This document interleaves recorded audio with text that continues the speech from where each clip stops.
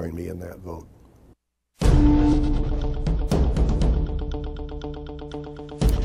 Welcome back, everyone. 14 after the hour. Time for us to go behind the headlines. And today we're taking a look at a story that I've picked up from the freethoughtproject.com.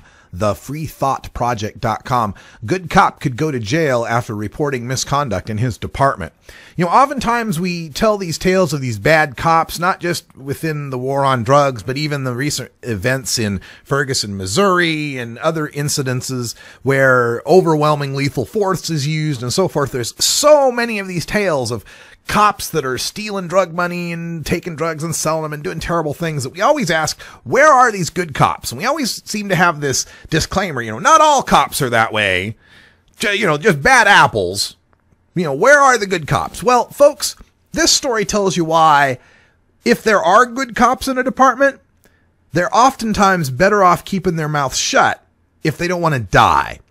In this story, we have the tale of Yakima police officer Adam Basford, and he was pursuing this armed suspect, Antonio Cardenas. He's a recently paroled felon who is suspected of aggravated assault with a firearm, and caught this guy as he was trying to hop the fence, but didn't pull his firearm. The cop did not pull his firearm. Adam Basford did not pull his firearm because there was a young girl nearby and a bunch of bystanders. Didn't want to start pulling off rounds with a bunch of bystanders around. So he's grappling with this Antonio Cardenas, who's about 6 inches taller, about 60 pounds heavier, working this guy. Now, fortunately, Basford, the cop, had martial arts training, was able to subdue him, and took him down with a rear naked choke, to subdue the guy, because he called for backup, and none of the other cops that were in the area would come to his aid.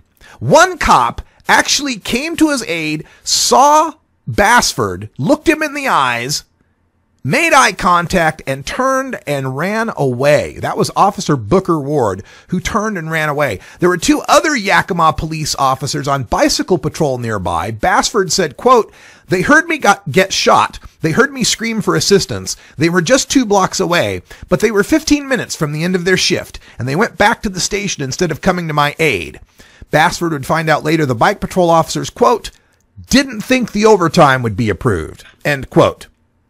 Now, that seems pretty scary, right? It seems pretty bad. These cops wouldn't come to his aid because of overtime, or because maybe the first cop that saw what was going on with the bigger guy wrestling him was scared and afraid.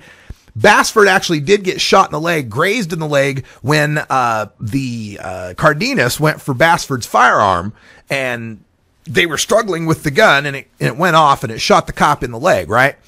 But what this story shows, as you read more in this story, you find out that Officer Basford was actually a good cop who had reported misconduct in his department.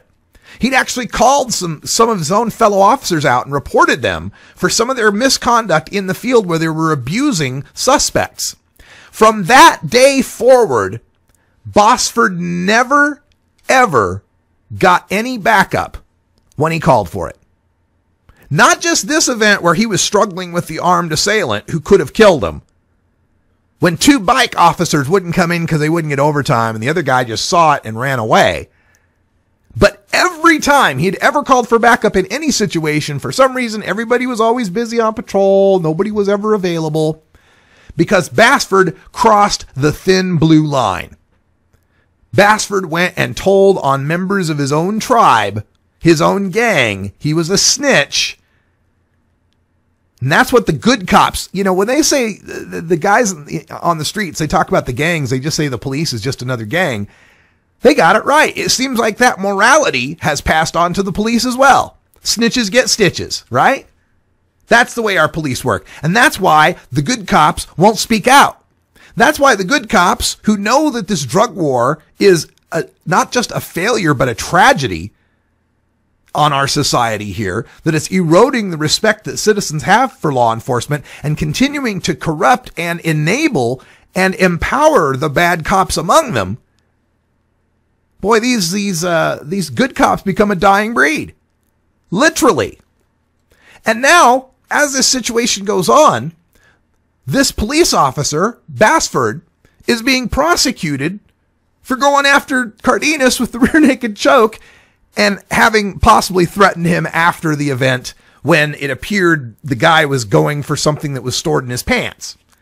Now, had Bassford just done the status quo and shot and killed this guy, if he'd have just gunned him down in the street, like Darren Wilson did in Ferguson to Michael Brown, or that other cop who's getting all this. I mean, they literally have GoFundMe pages and fundraisers raising 5-6 digits worth of money for these cops who gun people down. But this cop who didn't want to gun someone down, who saw there was bystanders nearby, because he was a good cop who told on the other bad cops they were going to let him die right out there in the street, and now want to put him behind bars for twice the amount of time that the guy who shot him in the leg got. Yeah, the guy who shot him in the leg, this would have been his third strike felony, but for some reason the district attorney downgraded it to a simple charge of attempted assault. Shot a cop in the leg, a 2-time felon gets a misdemeanor attempted assault. The cop who told on other cops and got shot in the leg, he might be doing more time. This is why a lot of the good cops won't speak up, and this is why the war on drugs needs to end now, so that we can start fixing this.